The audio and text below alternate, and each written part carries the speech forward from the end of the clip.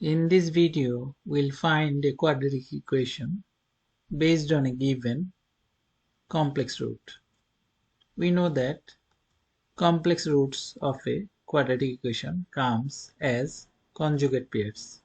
This means if we have a root a plus bi, another root will be a minus bi.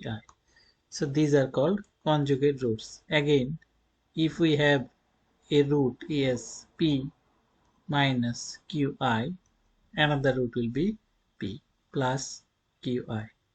So these are called conjugate roots. Now we have one root which is alpha equals 2 plus 3i. So in this way another root will be beta equals 2 minus 3i. Again, we know that if we have two roots alpha and beta, we can find the quadratic equation by using the formula x square minus alpha plus beta times x plus alpha times beta equals 0. Here we have alpha plus beta equals 2 plus 3i plus 2 minus 3i. This 3i cancels, gives us the result of 4. Again, the product of the roots, which is alpha times beta, equals 2 plus 3i times 2 minus 3i. We can apply a plus b times a minus b formula, and we can write 2 square minus 3i square. So from here we have 2 times 2 is 4 minus 3 times 3 is 9 I square.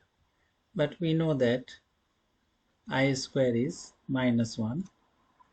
So we can put the value and we can write 4 minus 9 times minus 1, which gives us 4 plus 9 equals 13. So we have the value of alpha plus beta and we have the value of alpha times beta. Now by using this formula x square minus alpha plus beta times x plus alpha times beta equals 0, we can get our desired quadratic equation. So we have our equation as x square minus alpha plus beta, which is 4. We can see here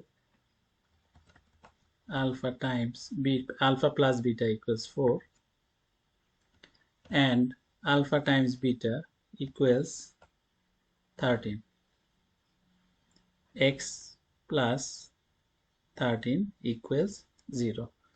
So this is the required quadratic equation from the given complex root. So this is how we can get quadratic equation by using one of the complex roots. This is the end of this video. Thanks for watching the video.